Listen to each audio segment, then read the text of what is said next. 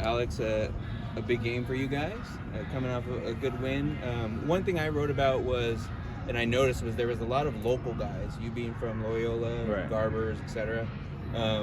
What is that like, especially for you? I know Garbers called it a dream of his to have that moment in the Coliseum. What was it for you? Yeah, it was. I mean, it was surreal. Just like Garbs, I would say it was kind of a dream come true. I can remember being a kid, growing up in LA, going to SC games, being in the stands. So it kind of didn't really hit me until after. It was like, oh, I guess I just scored a touchdown in the Coliseum. But yeah, it was awesome. It was really cool. Yeah, I was gonna say, what was that like? Seeing that ball come loose and pouncing on it. Because I think Churchwell said he wanted to. Yeah, push me out the way. Yeah. It was all honestly like a blur. Like I actually missed a tackle on the play, and when I came to the sideline, I got on the phone with Coach Norwood. He was like, "That was planned, right? Like you missed a tackle, and that so you could pick the fumble up and score." But no, it was super surreal. Like when I saw the ball on the ground, I was like, "There's just no way. Like there's no way I'm gonna botch the recovery or something. Something's got to happen. I'm gonna get caught from behind, and then everything just worked out. So yeah." It looked a little too good to be true. Yeah, just a little bit, but yeah. Gotta feel pretty good ending your, at least as far as playing USC for the last time, knowing that that's your lasting memory. Right, yeah. It was great. Got a picture with my boy Josiah Norwood after the game just to capture that memory. Something I'll hold with me forever, yeah. The defense really showed out in that game, but I mean, you guys have been showing up all season long. Yeah. What is it like to be one of the top defenses, to be a part of one of the top defenses in the country? I mean, it's fun. I think even just watching on film, you can see how much fun we're having out there when the D-line and the linebackers are getting after the quarterback like that, mixing in with the great coverage we have on the back end. It's fun defense. There's nothing like it. Coach Lynn, it was just announced that he was, I believe, a semifinalist for the Broyles Award Oh, for the wow. top assistant. Okay. What are your thoughts on that? I mean, well deserved. He's an amazing coach. I think he's put it on tape with what he's taught us this year, everything that he's brought in, his energy, his knowledge. It's been great. It's just been great soaking in all the information from him. Go ahead. How important is someone like Latu to this defense this year? I mean, he's the heart and soul of this defense. Like he's our emotional leader. He's our verbal leader. He's our physical leader. Like this defense goes with Latu. He's our guy. He's the guy that we look up to. He's the guy that we feed off of, and he's always going. So his motor's always on, and that means everybody else has to go. So if you're not holding up to that standard, then you can't really touch the field. So yeah. And piggybacking off of that, I was actually going to ask about, obviously he's up for the Lombardi Award, a couple other awards. Yeah.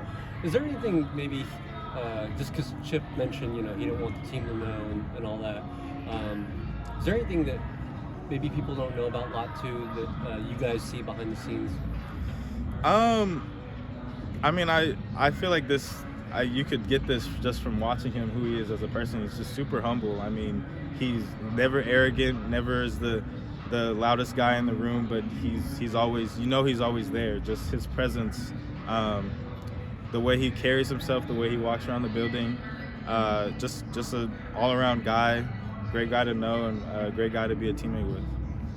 You guys have Cal this week. What have you maybe seen from them on film, if you guys have had a chance to look at any of their stuff early on? Yeah, very similar to SC, very balanced. They like to run the ball, get the ground game established. Off of that, they got a great play-action game. The quarterback Mendoza's been playing really well. They got good receivers with Hunter.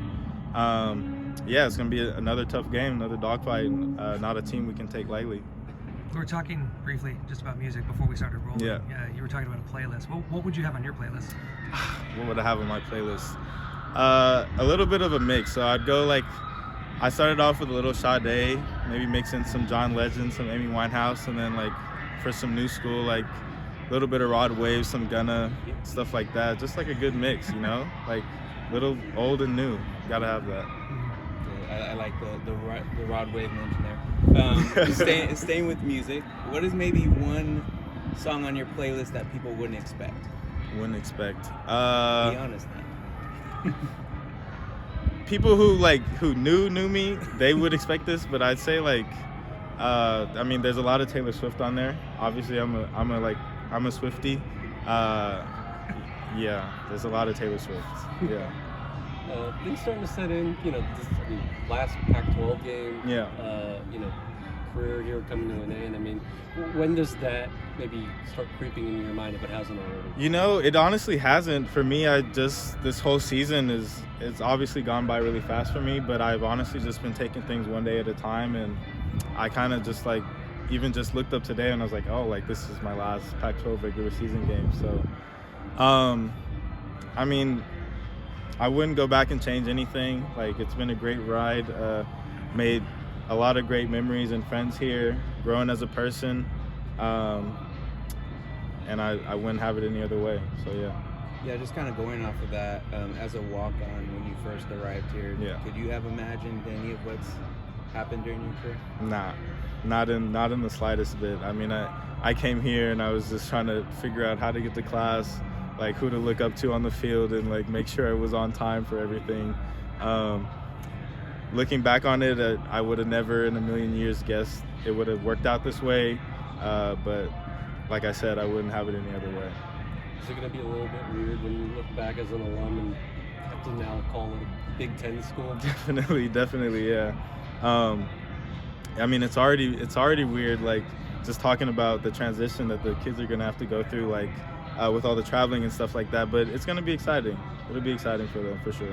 How does the Cal rivalry maybe stack up to the USC one for you guys? I've talked to Josh Woods before, and Yeah. he says the Stanford and the Cal rivalry is like just as big of a deal. What does it mean to you? Oh, 100% is just as big of a deal. I think that a lot of people actually, I mean, I honestly didn't even know it like until a couple of years ago, but Cal is actually our main rival. Like, we are like a baby branch off of Cal, so I think that it's kind of like that, like who is the better like Bear school? Like, we're the baby Bears, they're like the big Bears, but the Cal rivalry is always a good game. I can't even remember a year where we've played Cal and it hasn't been a good game, so it's always a good rivalry. It's more of a thing for fans, but how much would it mean to you to be the California State champs, beating USC, Stanford, and Cal? I mean, it'd be awesome. Like to run California, it'd be awesome. Yeah. Awesome. Thank you. Thank you. Thank you, guys.